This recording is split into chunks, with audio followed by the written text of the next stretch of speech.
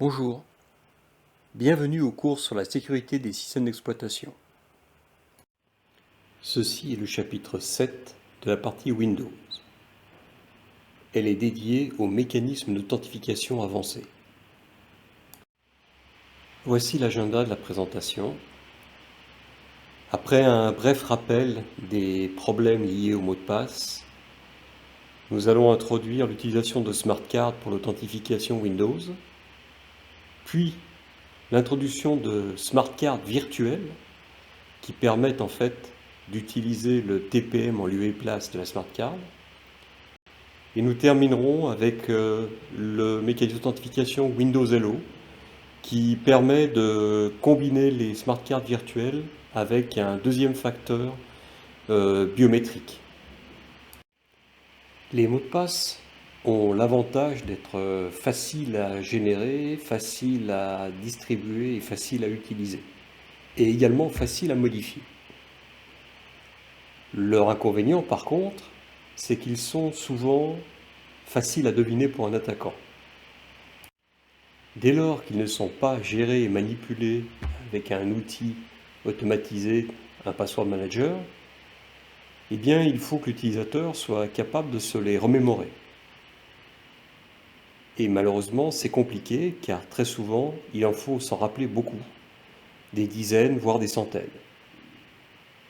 En conclusion, les mots de passe, soit sont réutilisés et sont partout les mêmes, une fois qu'on en a deviné un, on a accès à tout, soit ils sont faciles à mémoriser et à reconstruire, en général construits avec un vocabulaire limité, proche de la sphère intime de l'utilisateur. De plus, les mots de passe que les utilisateurs peuvent se rappeler sont également exposés parce que justement ils se les rappellent et que potentiellement ils peuvent être abusés pour les révéler, typiquement lors d'une attaque de phishing. La faiblesse des mots de passe, c'est qu'ils peuvent être transmis et réutilisés de manière immatérielle, à distance. C'est pour pallier ce problème principalement que les constructeurs de solutions de sécurité ont introduit des outils d'authentification qui sont des gadgets électroniques que l'utilisateur possède. Il devient plus compliqué effectivement de lui dérober, en tout cas une attaque à distance ne marche plus, il faut s'approcher physiquement et donc prendre des risques. Les smart cards, les cartes à puce, sont un exemple de ces gadgets électroniques et ils sont supportés nativement par les dernières versions de Windows. L'authentification par smart card ne marche pas sur la validation d'un secret, mais plutôt sur l'utilisation d'un secret, la validation de la bonne utilisation d'un secret.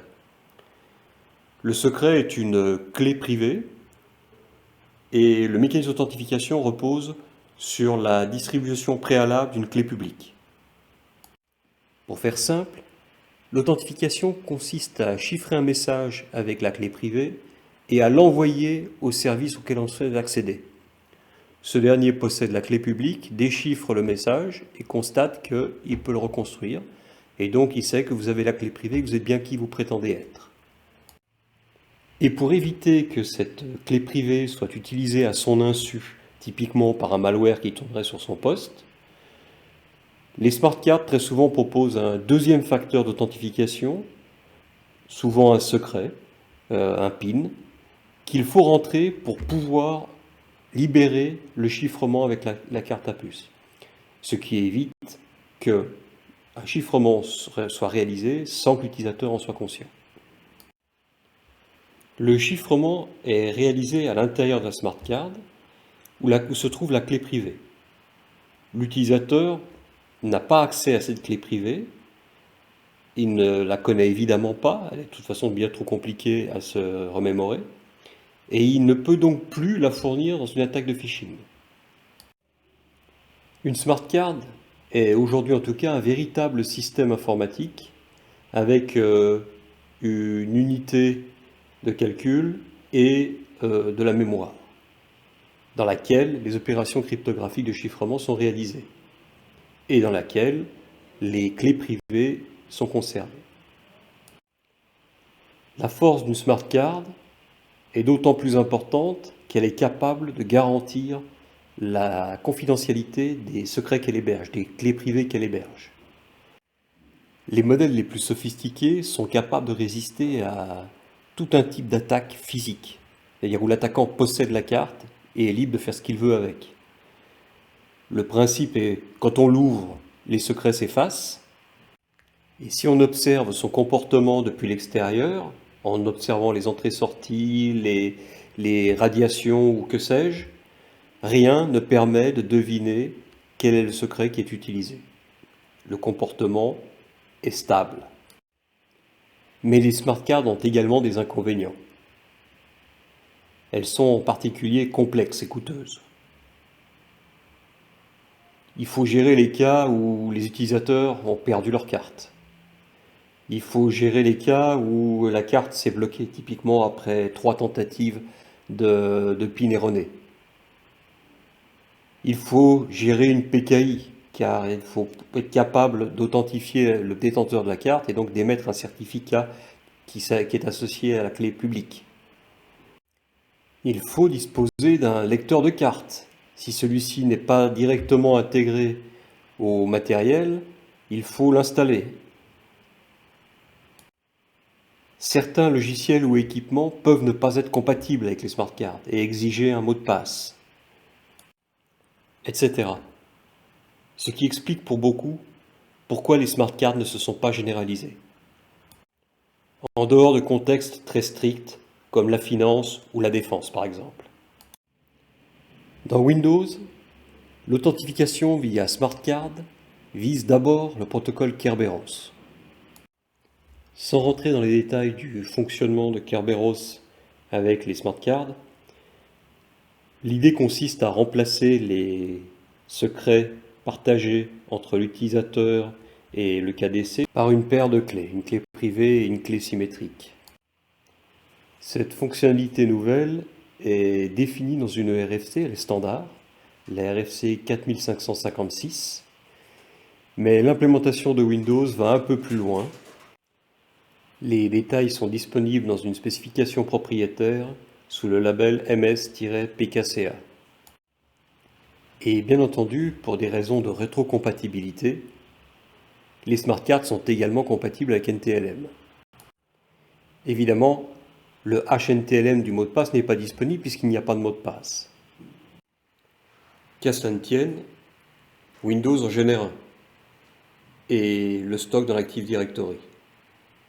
Il est retourné par le domaine controller dans les phases initiales de l'authentification dans un champ particulier nommé Pack Credential Info. Et donc non, si vous aviez espéré que les smart cards soient la solution contre les attaques passe de hache, ça n'est pas le cas. Le concept de smart card virtuel dans Windows consiste à utiliser le TPM, lorsqu'on en a un, en lieu et place d'une carte à puce.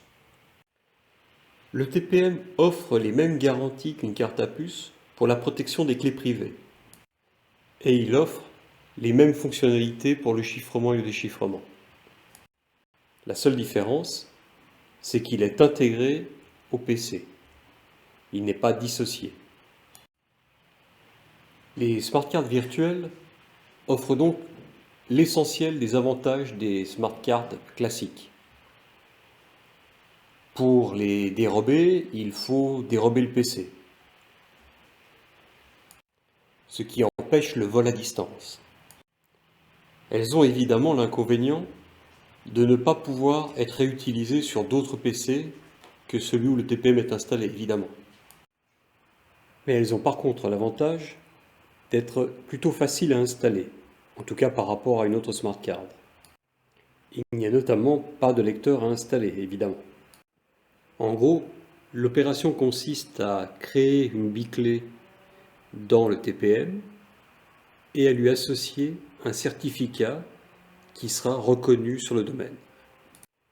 La première chose à faire consiste à créer une autorité de certification sur le contrôleur de domaine qui va être capable d'émettre les certificats. Cette autorité est une PKI simplifiée implémentée par les services de certificat de l'Active Directory. Après avoir créé l'autorité, on crée un template pour les certificats de logon à associer au smart card virtuel. Maintenant que l'autorité de certification a été créée, on peut générer les smart cards virtuels sur les TPM des machines du domaine.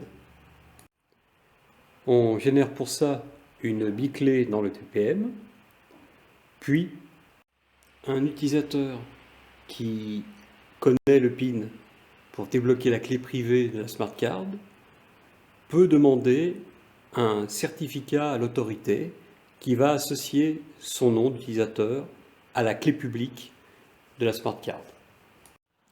Première étape donc, on active l'autorité de certification, si elle ne l'est pas déjà, sur un serveur du domaine, typiquement sur le domaine contrôleur, en ajoutant le rôle autorité de certification. Une fois qu'on a ajouté ce rôle, on obtient une nouvelle console d'administration sur le serveur, telle que visualisée sur cet écran, et qui nous permet de gérer notamment les templates de certificats. Par défaut, il y a un template que l'on peut activer pour les Smart Card Logon, mais celui-ci ne convient pas à nos besoins, il n'est pas adapté aux Smart Card virtuels. Il faut donc en créer un nouveau.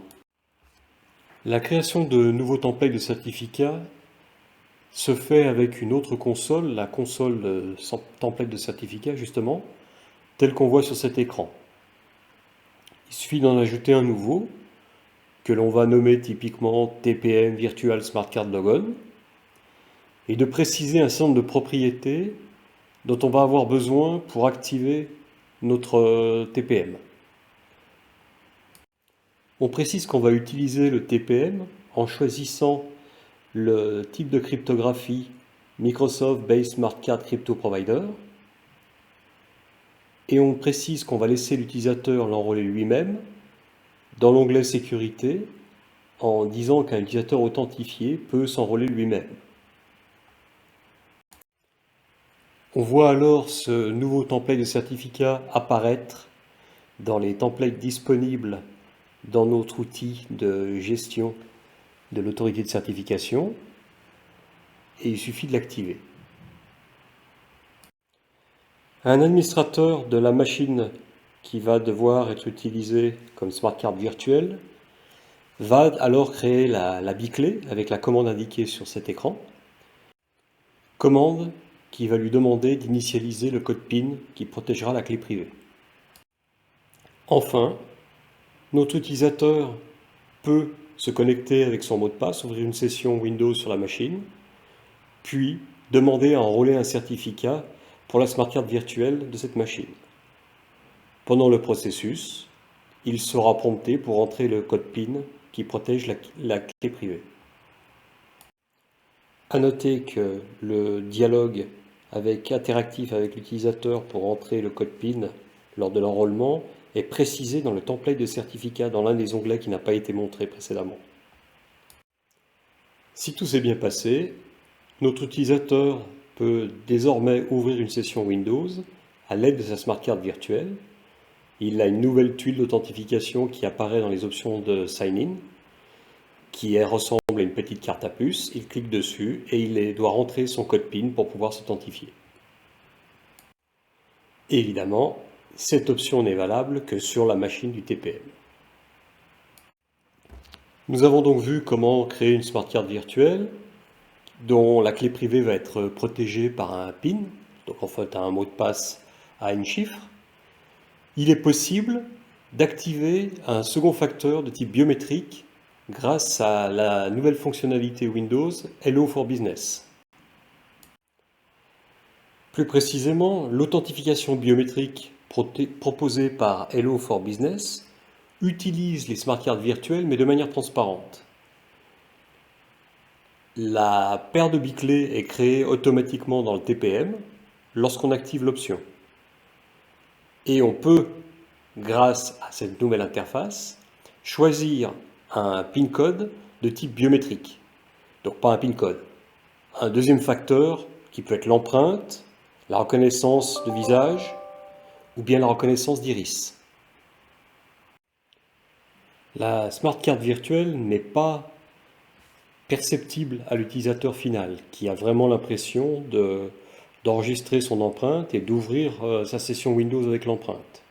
Mais dans la réalité, dans le background, ce qui se passe, c'est qu'il y a une smart card virtuelle dans le TPM qui est implémentée et le dialogue d'authentification basé sur les biclés qui permet d'ouvrir la session Windows.